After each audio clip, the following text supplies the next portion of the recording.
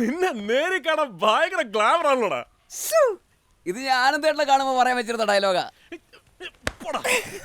സത്യമായിട്ടും എന്റെ ആനന്ദേട്ടൻ എന്തൊരു സുന്ദരനാ. ആഹാ, ഈ ഡയലോഗ് നീ ഏട്ടത്തിയമ്മയുടെ മുമ്പിൽ വെച്ചെന്ന് കാച്ചിക്കോ. ഏട്ടത്തിമ്മയുടെ അടുത്ത് പറയാൻ എന്റെ അടുത്ത് വേറൊന്നുണ്ട്. ഓഹോ,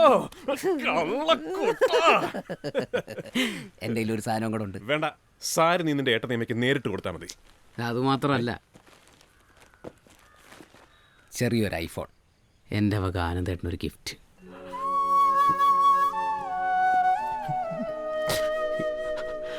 ജീവിതത്തിൽ രണ്ടാമത്തെ പ്രാവശ്യം എനിക്കൊരു ഗിഫ്റ്റ് കിട്ടുന്നു. ആദ്യത്തെ ഏതായിരുന്നു? നീ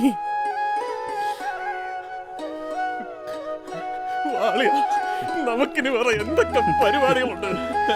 അല്ല ഏട്ടത്തിമ്മയുടെ നീ കണ്ടില്ലേ തറവാട്ടിലുണ്ടായിരുന്നല്ലോ. ഞാൻ അങ്ങോട്ട് പോയില്ല. രമണിക്ക് എന്തോ കൊടുക്കാനുണ്ടെന്ന് പറഞ്ഞ് അങ്ങോട്ട് പോകണം. രാത്രി എന്താ? ഓട്സ് പുട്ടാ? ഇത് നനയുന്നില്ല. എന്താ ഇത്? എന്റെ പ്രോട്ടീൻ പൗഡർ എടുക്കാൻ എന്റെ അടുത്ത് ആരാ പറഞ്ഞത്?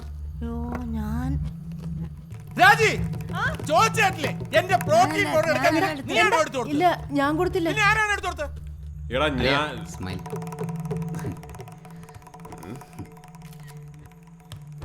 അളയാ, ഞാൻ നിന്നോടൊരു വാക്ക് പറയട്ടെ.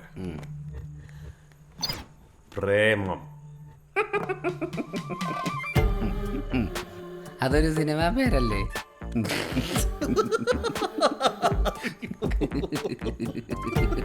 ഇപ്പോഴാടാ നീ പഴയതൊക്കെ മറന്നൊരു മിടുക്കനായത്. ഇനി നിന്റെ മുന്നിൽ മനോഹരമായൊരു ജീവിതമായിരിക്കും. മര്യാദയ്ക്ക് സത്യം പറയണം, ആരാ എടുത്തതെന്ന്? പാർവതി. ഞാനോ?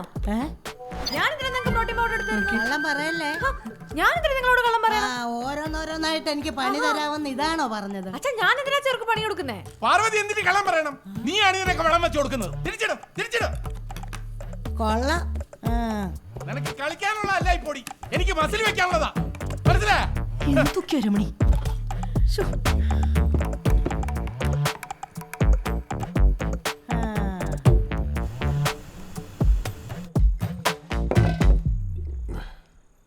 പക്ഷെ അവളുണ്ടല്ലോ, നിന്നെ തേച്ചിട്ട് പോയ മറ്റവള്, എനിക്ക് ഉറപ്പാ അവള് നിന്നെ വിട്ടിട്ട് പോയി കെട്ടിയത് ഏതെങ്കിലും മണുകുണാഞ്ചനായിരിക്കും. എന്നിട്ട് അവളിപ്പോ അവനെയും കെട്ടി വേറെ 3-4 കാമുകന്മാരുമായിട്ട് ഒരലന്ന ജീവിതമായിരിക്കും ജീവിച്ചോണ്ടിരിക്കുന്നത്. എന്നിട്ടൊട്ടും വൈകാതെ ഒരു സുദിനത്തിൽ ആ മണ്ടന്റെ സ്വത്ത് മുഴുവൻ അവൾ അടിച്ചെടുത്തോണ്ട് അതിലേതെങ്കിലും ഒരു കാമുകന്റെ കൂടെ ഒളിച്ചോടും. അത്രയ്ക്കൊക്കെ വേണം. നിന്നെ വേദനിപ്പിച്ചിട്ട് പോയ എല്ലാവരും അനുഭവിക്കണം. എന്നിട്ട് അവളെ കെട്ടിയ മണ്ടൻ ഭാര്യ ഉപേക്ഷിച്ചു പോയ സങ്കടത്തിൽ മുഴുഭ്രാന്തനായി ഉടുതുണിയില്ലാതെ നിന്റെ മുമ്പിൽ കൂടെ തന്നെ ഇങ്ങനെ കറങ്ങുമടാ.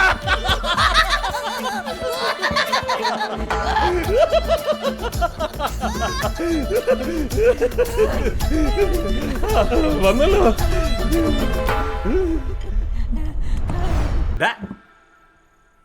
ഇതാണ് നീ കാത്തിരുന്ന നിന്റെ ചേട്ടത്തിയമ്മ പാർവതി.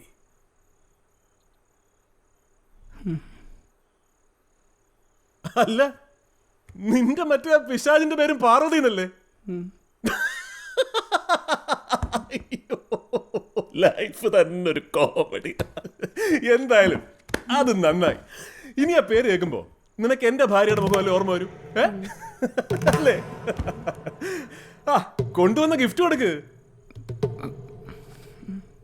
ഗിഫ്റ്റ് കൊടുക്കടാ, നിനക്കൊള്ള.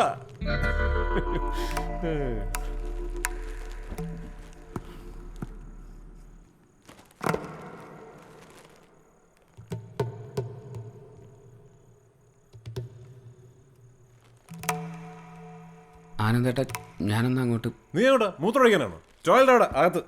അല്ല, എനിക്ക് പോയിട്ടൊരു അത്യാവശ്യം ഉണ്ടായിരുന്നു. ഞാനത് എവിടെ പോന്നു? പ്ലംബിംഗുകാരൻ വരാമെന്ന് പറഞ്ഞത് ഞാൻ പെട്ടെന്ന് മറന്നുപോയി. ഇപ്പോഴാ? പോട്ടെ. അല്ല, പ്ലംബിംഗ് പണിക്ക് വിനു. നോണേ അവന് ഫീൽ ചെയ്തിട്ടുണ്ടാവും. പാവം. ഛെ, ഞാനൊരുമാതിരി ഓവറാക്കി ചളവാക്കി. അവനിപ്പോഴും ആ ഷോക്കിൽ നിന്ന് റിക്കവർ ചെയ്തിട്ടില്ല. പക്ഷെ മറ്റവളുണ്ടല്ലോ, അവൾ എവിടെ പോയാലും രക്ഷപ്പെടില്ല.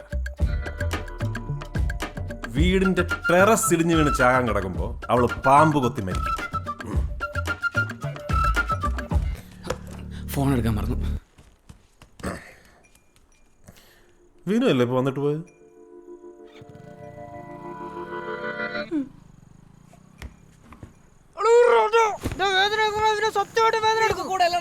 വീട്ടുകാരെ കുറിച്ച് അന്വേഷിക്കാൻ പോയത് അവളുടെ ഏട്ടത്തെയും ആരാണെന്ന് അറിയാവോ? പാർവതി. ഏത് പാർവതി? മറ്റേ ഒഴകിയ ലൈല. അവളോ? ആ, അവള് തന്നെ. ഇതൊക്കെയാണോടാ നീ ചെയ്ത തറോ ബാക്ക്ഗ്രൗണ്ട് ചെക്ക്? കൂടെ പഠിച്ച് പാർവതി നിന്നെ കണ്ടിട്ട് നല്ല പരിചയമില്ലേ? എന്നിട്ട് എങ്ങനെയാണ് ഇങ്ങനെ ഒരു പറ്റിയത്? നിന്നെയൊക്കെ വിശ്വസിച്ച് കല്യാണം കഴിക്കാൻ വന്ന എന്നെ പറഞ്ഞാൽ മതിയല്ലോ. ഒരു ബ്ലഡി യൂസ്ലെസ് അനിയനും ഒരു യൂസ്ലെസ് ഫ്രണ്ടും. മിണ്ടരുത്. അവള് കെട്ടി പെണ്ണ് കാണാൻ പോയിട്ട് നീയൊക്കെ വന്നിട്ട് എന്താണ് പറഞ്ഞത്? നല്ല തങ്കപ്പെട്ട ഫാമിലി, ഫസ്റ്റ് ക്ലാസ് ഫാമിലി എന്നൊക്കെ അല്ലേ? ആ പൂതന മരിബോളായിട്ട് വന്ന ഫാമിലി ആണോ തങ്കപ്പെട്ട ഫാമിലി? എടാ, ഞങ്ങള് പെണ്ണ് കാണാൻ പോയപ്പോഴും കല്യാണം ഉറപ്പിച്ചിട്ടും ഈ പൂതിന് അവിടെ ഉണ്ടോ? ഉണ്ടായിരുന്നു.